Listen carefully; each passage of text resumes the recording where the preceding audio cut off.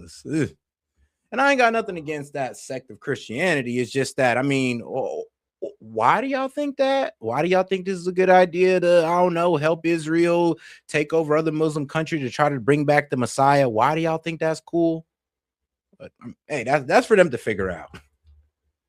So guys, I know I told you, and most importantly, I told myself that I was only going to do a few complaining episodes this week. I was done complaining. I was going to stop blackpilling about this administration and our government. But unfortunately, it is Friday. It is your first Friday episode. So hopefully you guys like this. But it is Friday. We are doing this episode because the news cycle never sleeps. And guys, we are also doing this episode because it is just too damn funny to ignore. Like, Righteous Gemstones could not have written a character as great as Trump's spiritual advisor, Paula White Cain.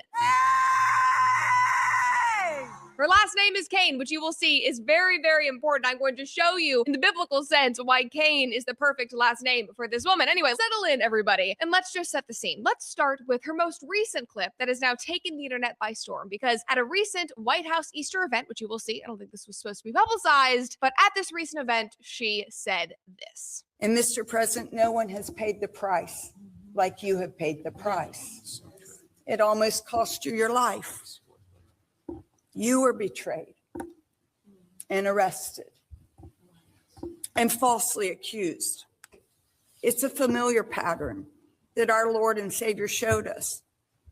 But it didn't end there for him, and it didn't end there for you. And there you have it, folks. The senior most spiritual advisor of the United States is telling us that Donald Trump is akin to Jesus. Yes, you heard that correctly. That is not your boomer aunt posting MAGA AI slop memes on. And you know what's so crazy? I've actually heard, like, when I was doing these little TikTok debates, I've heard some MAGA guys come up and literally try to start saying how Trump is Jesus Christ and all this wild stuff. And I'm just like, whoa. Like, whoa. Are we deifying the president? Like, what's going on here?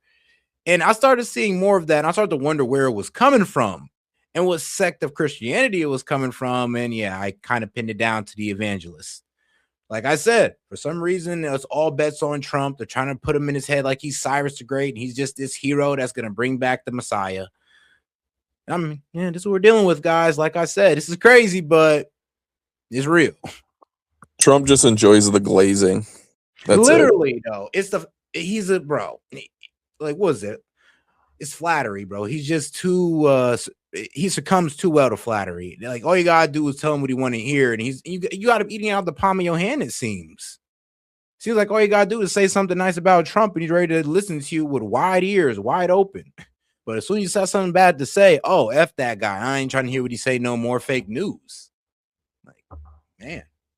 That is the president's senior most spiritual advisor, comparing him to Jesus, which honestly, that is like the last thing that Trump needs. But unfortunately, as you're going to see, this is one of the more tame things that this woman has said. But, you know, the good thing is, thanks to her, maybe this is the kind of unity that the conservative movement actually needs. Now, before we dive into this story, make sure that you like this video, subscribe to the channel if you've not already, and of course, ring that notification bell if you want to stay up to date on every single thing we are releasing on The Brett Cooper Show. All right, so needless to say, after that video went viral yesterday, people were less than pleased with these remarks. Like, somebody posted this, Jesus scrolling on X being utterly displeased. Another person posted this, I don't know her. And then somebody else said this is beyond disrespectful. It is outright offensive. Comparing a politician to Jesus Christ isn't faith, it is manipulation. Betrayal, arrest, criticism, those are parts of politics. They are not the crucifixion. Could not have put it better myself. Now, in case you have never heard of this woman who has a direct line to the president, let me give you a little background. So again, her name is Paula White. She has been married 3 times, very Christian of her. And right now, weirdly, randomly, I guess, she is married to the pianist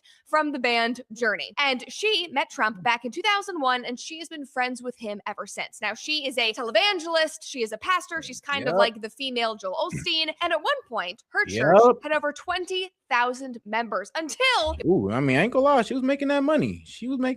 But that's what I said. It's that evangelist set. And like I said, I have no hatred for this set of Christianity. The problem is, you guys literally want to bring back Jesus Christ through, well, let's be real with you, through death and destruction through your help of Israel. So, I mean, like, what's going on here? And I mean, here's the thing: it'd be the same Christians that be talking about is Muslim extremists. I mean, isn't this a bit extreme? I mean, we got a bunch of Christians in America that literally think that we should help Israelis expand their borders to bring back the Antichrist. Oh, well, what would be our Antichrist, but their Messiah. I mean, does it not get more religiously extreme than that? Like, isn't that kind of crazy? But Muslims is the problem, though. Okay, my bad. I guess I'm missing the target. It was investigated for, drum roll please, tax fraud. Tax fraud. You got it. Now, part of the Senate investigation into this fraud looked into their outrageous salaries, where Paula and her then husband were paying themselves $5 million. And let's just say, when we kind of go back through the Rolodex of Paula White clips, she is not shy about demanding money. Just watch. Because I'm telling you, there's an anointing of release right now. I want $100,000 to come in. I want $100,000. There are 10 people that could give $10,000. There's 100 people that could give $1,000. I want $100,000 super chat to come in. I need $100,000 super chat to come in. God wants me to have $100,000 super chat, and you should go ahead and follow the Lord. Do you see how wild that fucking sounds, guys? Like, bro. Oh man, I ain't gonna lie. That is some like old school pastor like scandal right there. It's like, you know what? Let me just try to sap as much money from the audience as possible, or from the congregation as possible. I ain't gonna lie. This is why I really don't like going to church. Well, I'll be real with you. I go to church, but every now and then. This is really why I'm not really part of a church, because they always turn out like this when the crowd gets big enough. Every time, every single time. Get a check, make it payable to Paula White Ministry. There are people that are watching right now. If you say, I don't have it, give $100. Bring up a sacrificial seed. This isn't for me. This is about kids that will die without you being obedient. This isn't about me, except I need you to send in $100,000 so I can buy a new jet ski. This isn't about me, but I need a Ferrari. Shut up. Sorry, that was a bit harsh. I'll consider my language. Anyway, it's just ridiculous. It is ridiculous. Now, this is just one commenter, but based on the videos that we are all about to watch, I just want to say this story did not shock me. Listen to this. This person said, my woman has a contractor who worked on Paula White's home in Florida. He saw her walk into the kitchen while he was working on paperwork, billing, and was surprised at how she looked without makeup. During their conversation about money and her bill, future estimates, etc., she made a remark about how easy it is to bring in $1 million. She said all it took was a fake need, and in it came. A fake need, and in it came. And let's just say that a fake need is right, as you will see. Back to the story. Nothing really came from that Senate investigation. Obviously, there was information that came out. People were looking into her husband, the church. They were skeptical, but there were no arrests made. However, by 2014, years later, her church had filed for bankruptcy. The doors had shut, and their 10,000-seat building, their church, was demolished. Now you might be sitting here wondering, okay, well, Brett, how does a church that at one point was bringing in an alleged $40 million a year, how did that go bankrupt? How did they lose all of their money? How were they spending all of that money? Well, according to the Senate's investigation memo, it was thanks to things like their private jet, which they obviously needed. I mean, there is nothing that a mega church pastor loves more than a private jet, Nike sneakers, maybe some jet skis, like I said, nothing more.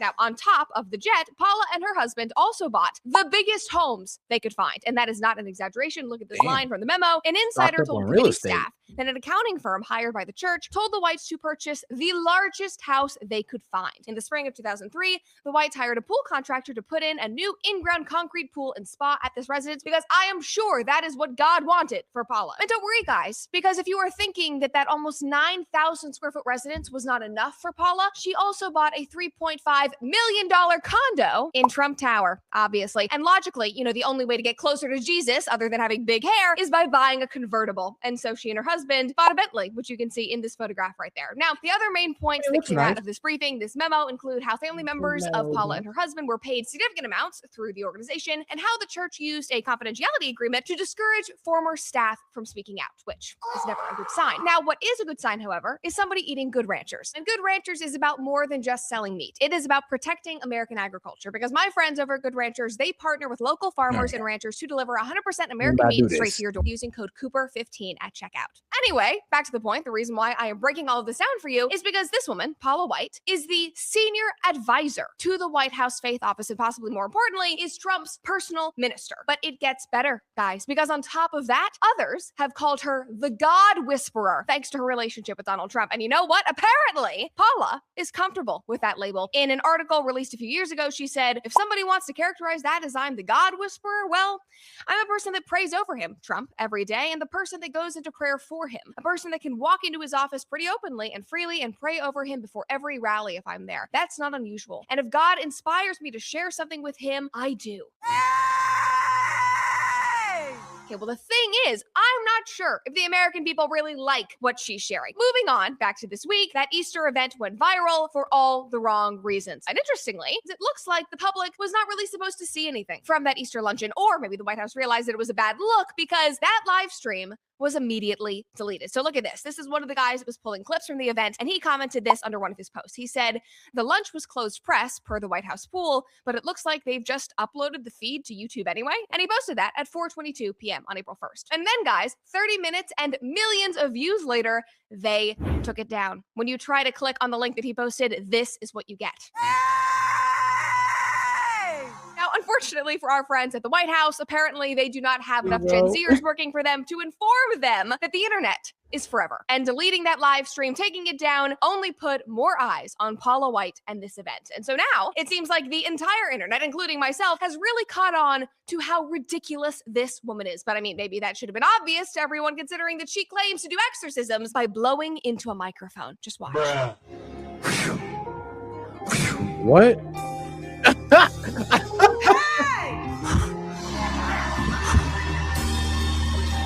How much she paid him for that performance, bro? No, they had to get paid for that BS. Ain't no way, bro. All right, they got it, man. They got it. They got it, bro. Look, I'm sorry. Are we watching Harry Potter or are we going to church? Are you Dumbledore or are you a pastor? I'm genuinely asking here because that is the vibe that I'm getting. Somebody commented and said, getting rid of evil spirits like this seems amazing. Why can't she remove these evil spirits from the Iranian leaders? Why does her method only seem to work on ordinary Christians? If she could remove evil spirits from Iranian leaders, maybe we wouldn't need a war. So true. Guys, somebody call up the God Whisperer. Get her stilettos, boots on the ground in Iran. Let's solve this world peace. Thanks to the God Whisper. Anyway, moving on from that. Listen, I have to say, as you guys know, I voted for Trump. I have a soft spot for the man. I like him way more than a lot of people in politics. I'm open about that. But unfortunately, I simply do not agree with the idea that if we say no to Trump, we are saying no to God. But apparently, that's what Paula White believes. To say no to President Trump would be saying no to God. And I want to. I just want to let y'all know, there's people who see her as a religious leader. So, like I said, wild sect right here. People literally think that, yeah, if you say no to Trump, aka no to this war, I mean, shoot, no to corporatism, then yeah, you're saying no to God, guys. And you should correct your actions. So, I mean, Chad, bro, how dare you? How dare you be against God? Because apparently, if you're against Trump, you're against God. I mean, it's insane, but hey, that's what this religious leader's saying. Bruh. Yeah, it's crazy. I mean, this is part of, I mean, I recall this back in QAnon times, right, too, that there was some kind of spiritual connection. And listen, I totally support people of faith and thinking that, God has a plan for everything. But that's obviously like taking it to extreme degree and deifying him. And I mean, that's totally against the 10 Commandments. Man, literally. And here's a wild part of it. It's just their whole eschatology that's it just kills me, because yo, we're literally running our foreign policy off their religious extremism. I just want to let people know that they're the biggest Zionists. Again, there's no other gods before God, so this is literally I don't understand this statement. I don't understand it either. That's what I'm saying. It's just yo, you're literally trying to deify this man Trump, and then you're using Christianity, so it's pretty offensive to me in a way. But it's just all right, now I'm starting to see how people are so sold into this. If there's this religious tone to it, I mean, like I said, there's a lot of people who believe in this, who was part of that religious, denomination. So what are we going to do? At this point, this is a complete violation of separation of church and state, or maybe church and president. But hey. No to President Trump would be saying no to God.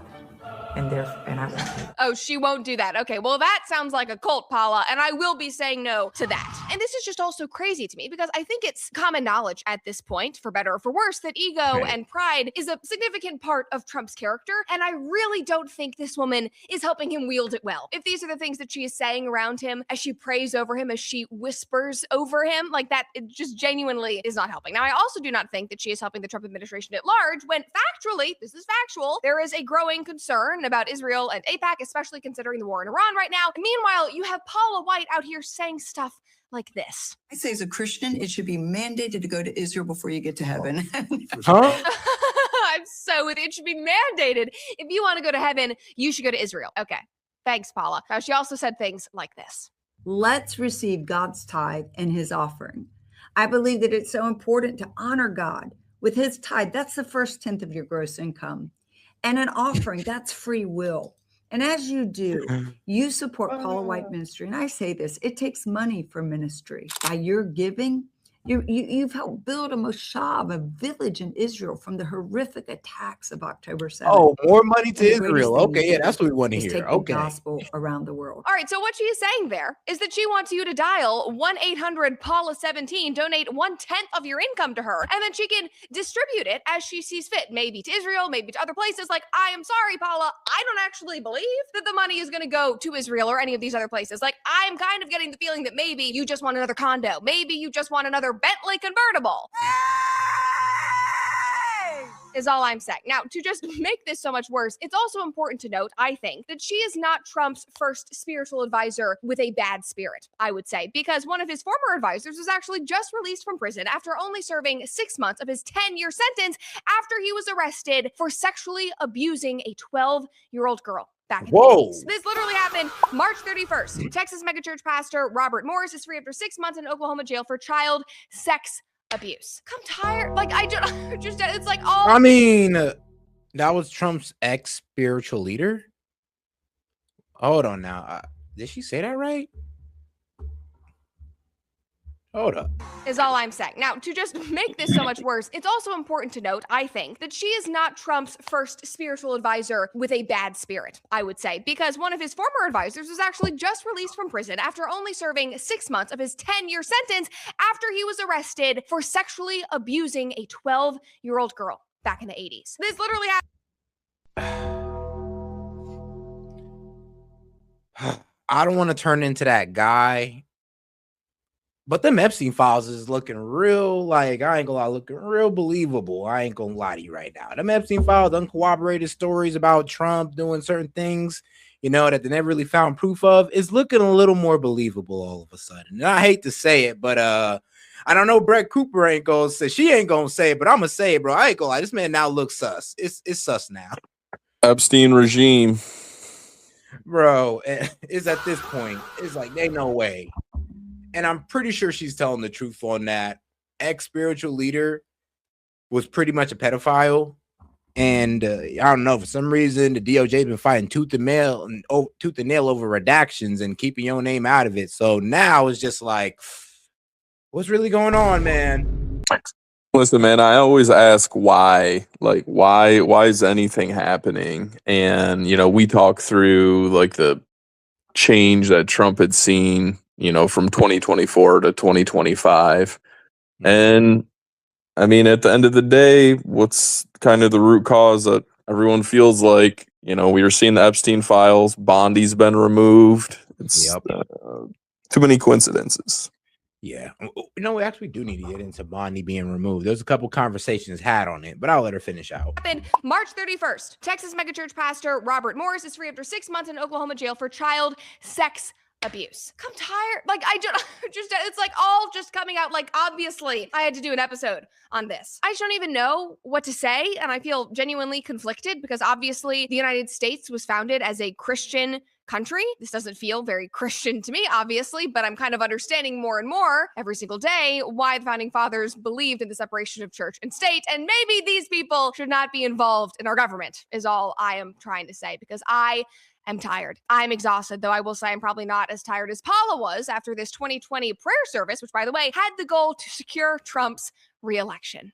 For I hear victory, victory, victory, victory in the corridors of heaven. In the corridors of heaven, victory, victory, victory, victory, victory, victory, victory. I don't think she's saying any words. I think she's saying whatever. Sorry, is that offensive? I think that she is making all of that up. Also, this clip in its entirety is just perfect. Like, is this really who we are propping up to represent modern Christianity? A female pastor wearing an off-the-shoulder Lululemon top, speaking in tongues with a random guy walking back and forth behind her, reading God knows what. I have no idea what is going on. Like, doing cheerleading chants in order to get a man reelected? I just don't even know what to say. I have all of these qualms and these concerns about the direction of this administration, and then I just look at all of the people who surround Donald Trump, whether it is Paula or Kristi Noem and her Botox, or Kash Patel and the podcast and the private jet and his custom Nike dunks. Like, I just see people who are— Oh man, Kristi Noem, Botox, $200 million spent on ads, and oh yeah, possibly most likely cheating on her husband. Why? Because I mean, well, her husband liked to pretend like he got boobs, so I mean, I can't Husband be blame her. wildin'. Yeah, it's like, bro, did you see those photos? It's, apparently that people, I saw a report that it was like discussed in DC. Like that's how she excused her affair, is like he was on that weird shit. I mean, look, man, when your husband doing stuff like this, bro, I don't know what to say. It's like you almost can't get mad at her for cheating. Like, bro was out here with doing the duck face with the fake boobs. Like, it was really his dream to have tits. I mean, it was his lifelong dream, and she was letting him do it. I feel like he really